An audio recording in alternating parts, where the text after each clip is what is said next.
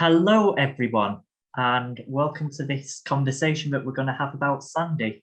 I'm going to do introductions in a sec, but I'd like to just first of all introduce myself. I'm Adam Kakia. I'm the Artistic Director of Peripateia Theatre Company, and I'm also the director on this piece as well.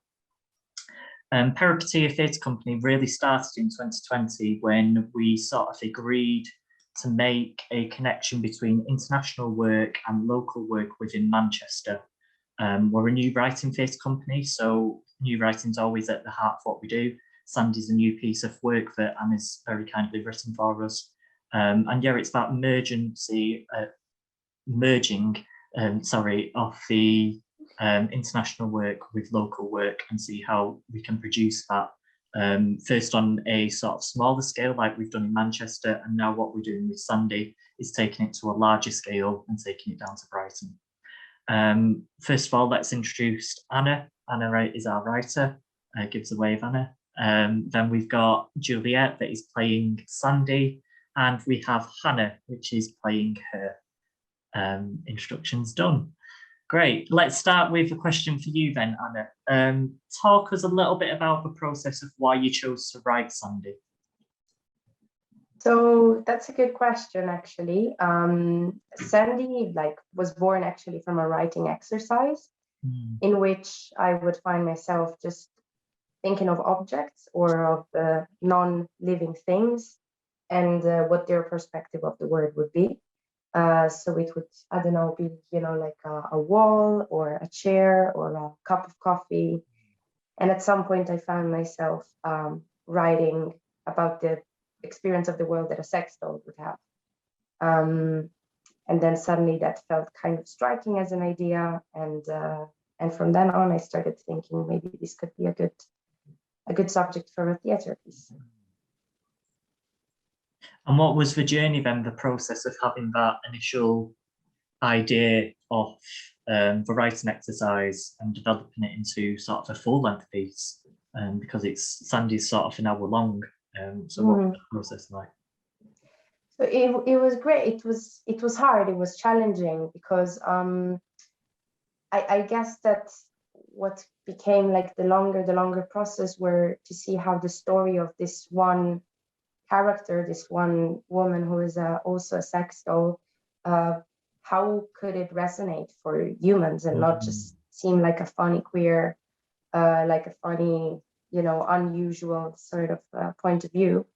And I guess that later on stage when I decided to include an actual woman and to make this kind of parallel representation of what, the story of these two women who are similar in some way and different in, I guess, the most important way of the fact that one is not an actual woman, but an object, was what eventually, I think, enabled the piece to resonate more for us and to be able to reflect kind of, human feelings and human emotions, also from the perspective of a non-human character, I guess. And how is it Juliet and Hannah playing those roles? How is it playing sort of, let's come to Juliet first, playing a sex doll. How's that? I mean, when I was thinking also a little bit about the questions and what pulled me in towards wanting to play Sandy, it's obviously the first thing it's very different because you're playing something non-human and something that doesn't have the feelings that you first jump to maybe when you have a just a breathing, living character that you get to explore. So that in itself was a big challenge, and I like to embark on a challenge and see where it takes me.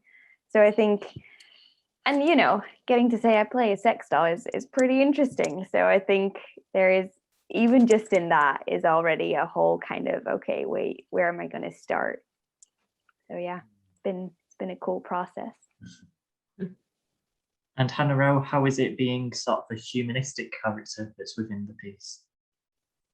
I think it's been really exciting. Obviously, it's a really exciting dynamic, and it's something that's obviously very unique.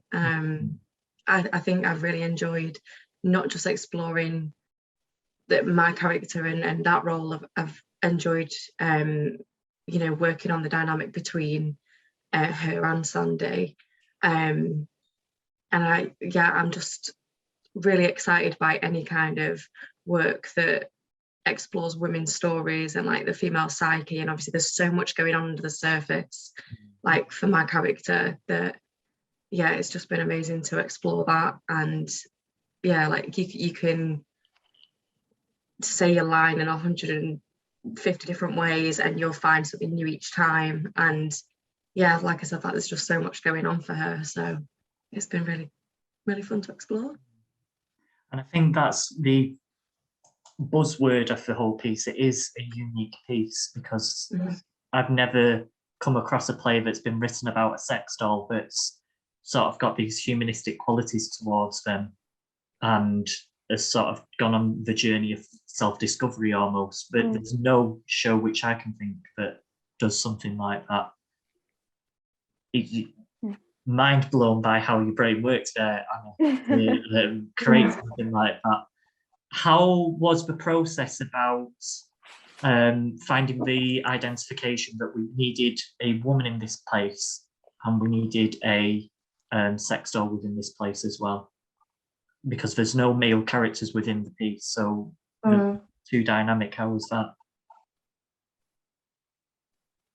So I think that's what, from my perspective, that's one of the things that makes the piece particularly powerful to myself, at least. I wouldn't say that I generally write, you know, with a strong female perspective in my art, but in this piece, I think there is definitely a component of you know, our kind of patriarchal or like strong male-dominated society, which comes into discussion.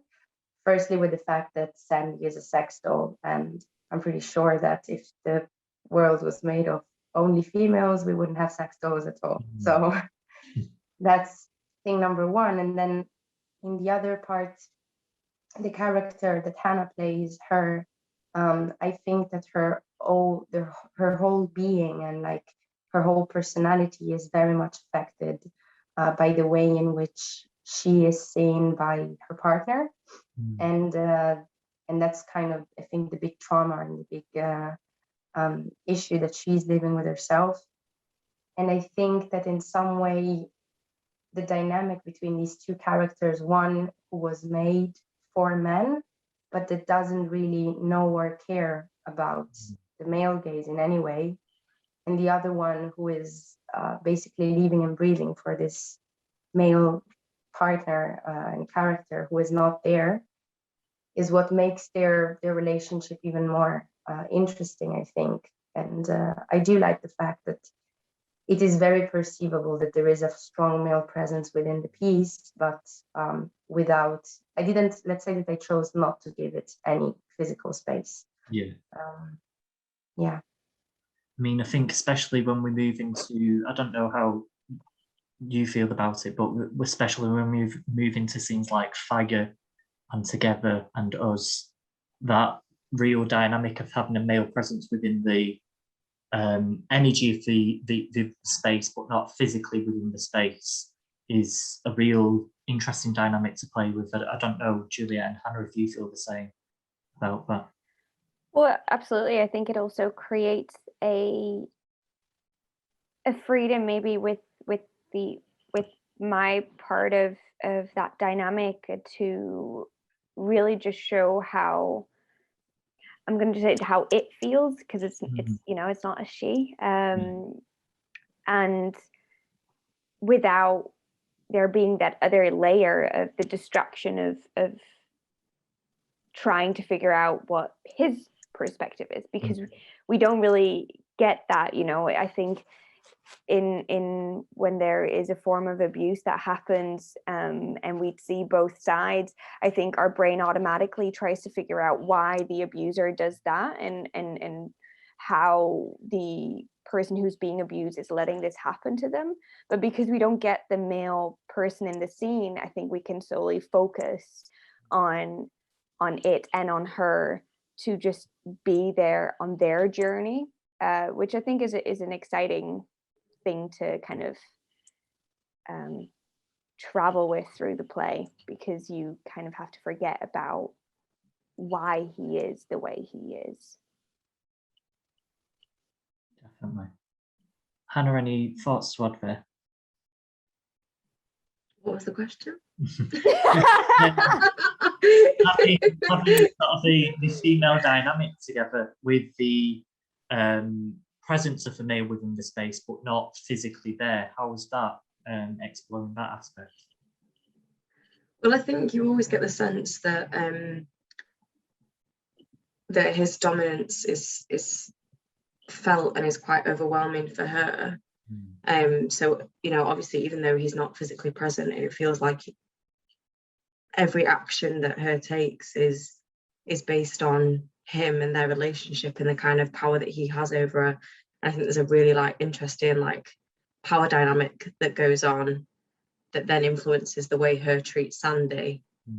So I think in that sense he's always kind of felt, even though he's not physically there, if that makes sense. Yeah, no, he definitely does. And I think it's really important to establish, I think, to the audience that there is bits that go on that we do not see, but the room in which we're present in always has this entirety of action that the audience want to engage with, and that's enough to tell the story of not only Sandy's process but hers process as well.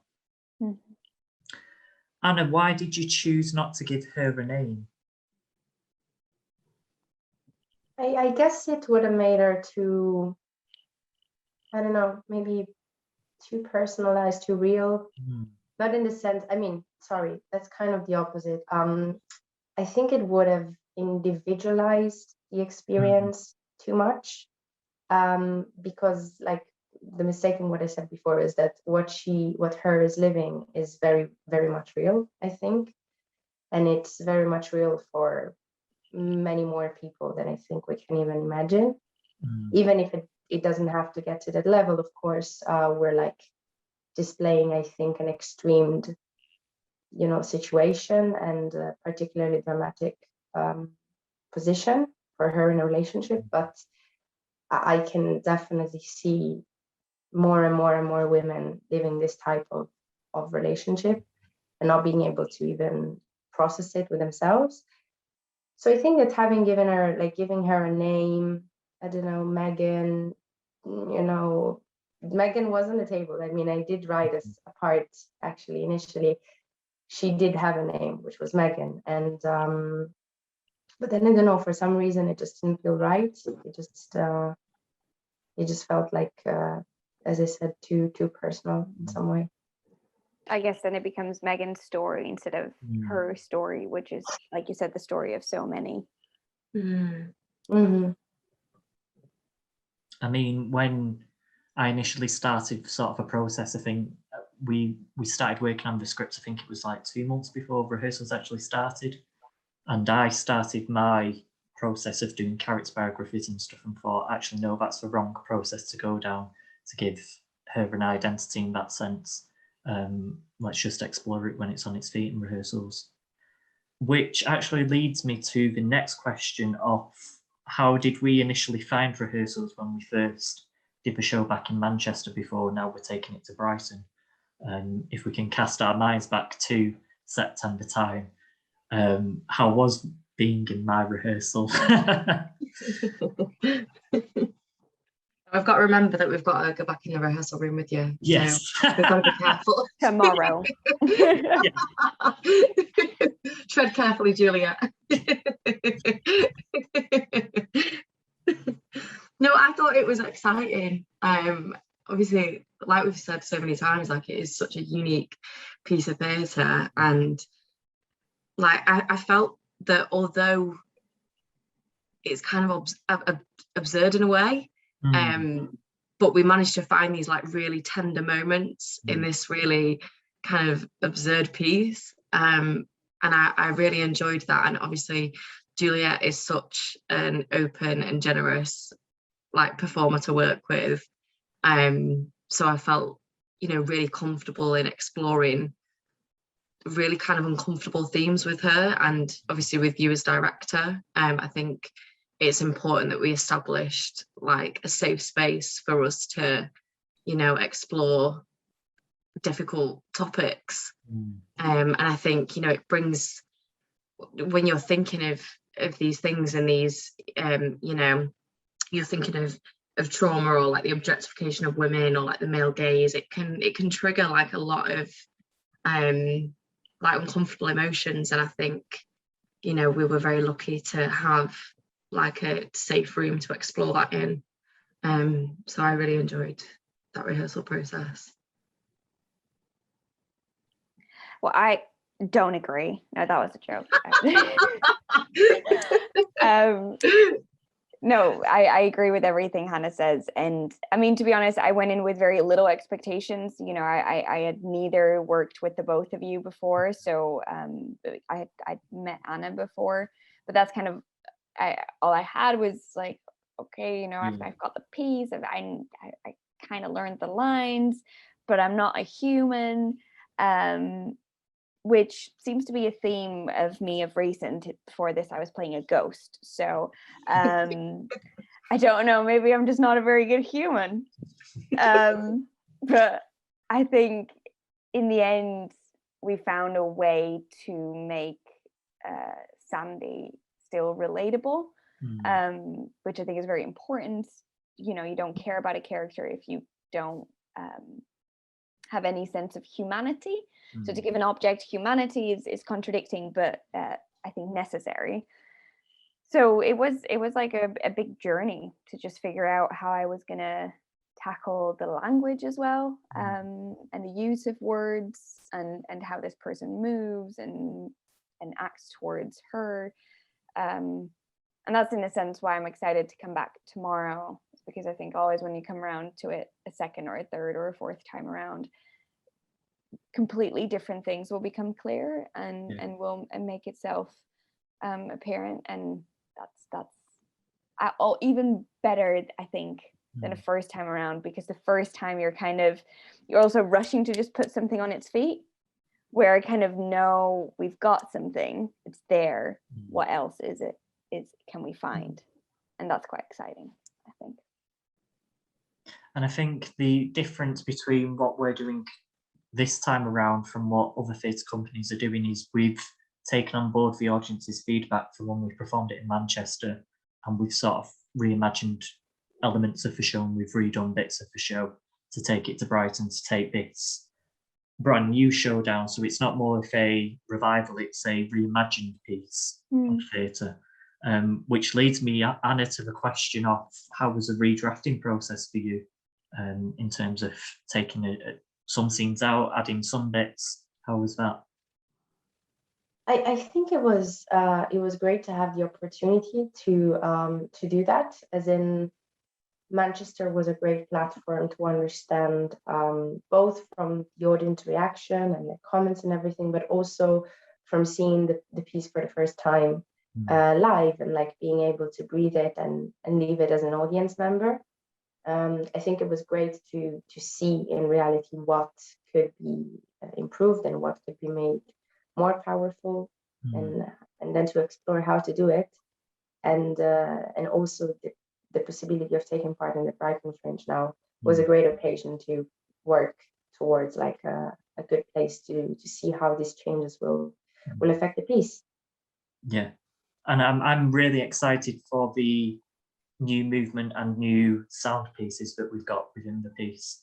They're really what excites me to prompt to do it more. Final question then, what should the audience be excited for? Who's going to go first before it sounds like we're thinking Everyone about it too jumps. much? Yeah. Let's go with Juliet. Let's go with you first. Oh no. Well, I definitely think the audience will be challenged in a good way. And I think, you know, we live in a world where you can put something on Netflix and on your TV so quickly, and it's, you know, we live a very fast-paced life in general, and we don't take the time to think about something. And I think that's the beautiful thing that theater can offer, is not just sitting back and let's just watch Strictly Come Dancing or something, you know. Let's actually really explore our feelings and our relationship to these people on stage. And yeah, I think it's thought-provoking and challenging, and a bit of a, I was going to say a firecracker, but let's just go with that. Yeah, I've said it now, so Great. I'll leave it there. Hannah, what should the audience be excited for? I think similar to what, I'm just cheating here, similar to what Juliet said, they are being challenged in a good way. And my friend Emma Hines is a playwright, and when she talks to me about her writing process, she always says that she doesn't always want to give the audience what they want, and she doesn't always want to give them a happy ending, because she sometimes needs them to leave wanting to go out and change something. And if they leave on a happy ending, they then go out into the world and feel like, oh, okay, that's dealt with now, that's been resolved, I don't need to do anything. And I feel like there's the same sense of that in this play, that you're challenging the audience, like, okay, you know, these things are happening, this is how you're making women feel. And you know, there's so many themes where it is, you're challenging the audience, like, okay, we want to provoke a discussion. And yeah, I think they should be excited for the thought-provoking discussions that they will inevitably have after watching it. So yeah, and to see a unique piece of theatre, because what's better than that? Final one then, Anna, what should the audience be excited for? Well, I think, you know, being all like coming from a female perspective, I think we all want the audience to leave with the same feeling. So as Hannah said, of like wanting to change something, or having realized something that maybe they knew was there but didn't really care about much until then. So yeah, I think maybe it should be exciting for them to go somewhere where they'll be triggered in some way, hopefully. I want to thank you all for joining me. Go on. I don't think that you're escaping. Oh, am I not? Go on. No, absolutely not. What do you think the audience should be excited for? I think the audience should be really excited for the dynamic that is between the two characters. And I think we've talked a lot about it sort of this evening.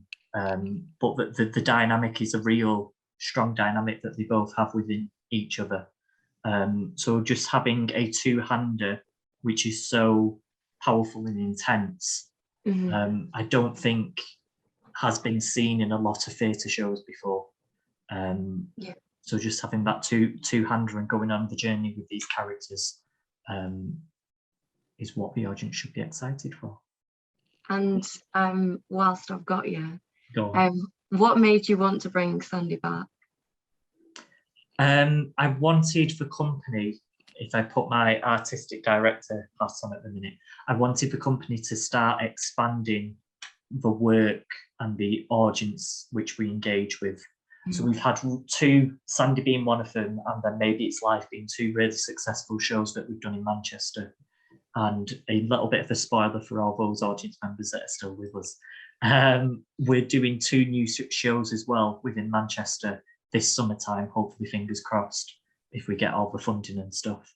But I do want to start merging out of Manchester and taking more work to festivals and to different venues across the country, and just engage with the political nature and the current climate of the world, which we present within our pieces.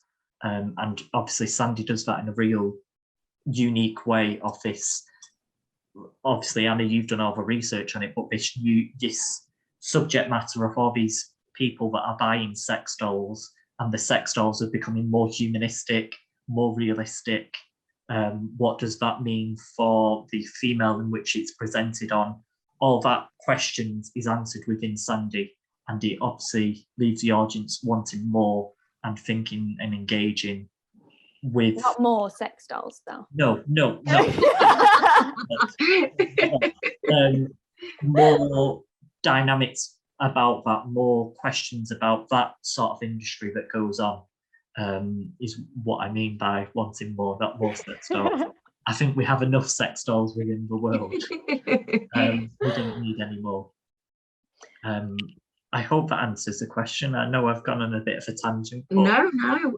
Was there a reason that you wanted to go to Brighton Fringe specifically? We wanted, I think we had the conversation, Anna, didn't we, about taking it to maybe Edinburgh, and maybe Edinburgh wasn't the right one because of the financial situation, it being a bit too big, and it was a little bit, not last minute the discussion, but it wasn't enough time for us to prep everything for Edinburgh. But Brighton being within sort of May, June, was ideal for us. I think that was right, Anna. I've not made that conversation. Yeah. No, absolutely.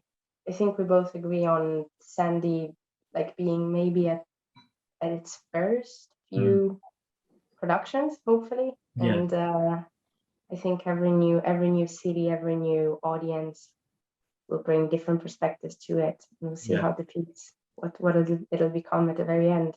Yeah. Yeah, I think Brighton is a really like exciting creative city. So I'll be interested to see what they think. Can I ask you another question, Adam? Go on. Only because you've been able to ask us so many questions. It's only fair. It's only fair. I brought a list, so let me just check it.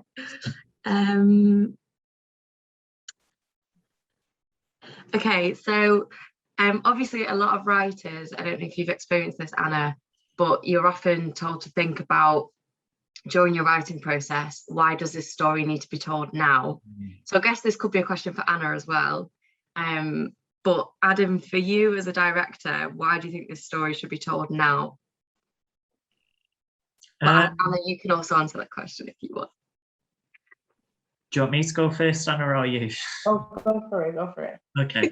I think it's just because it is such a not taboo subject, but a subject matter that's not really talked about and it's not really addressed, that there are, because it is a male perspective that buys sex dolls, as far as I'm aware, this male presence within the world that are buying these sex dolls and using them, and then it creates this sort of dynamic that a woman is an object, and a woman isn't an object, a woman is a person, it's a human being like everyone else.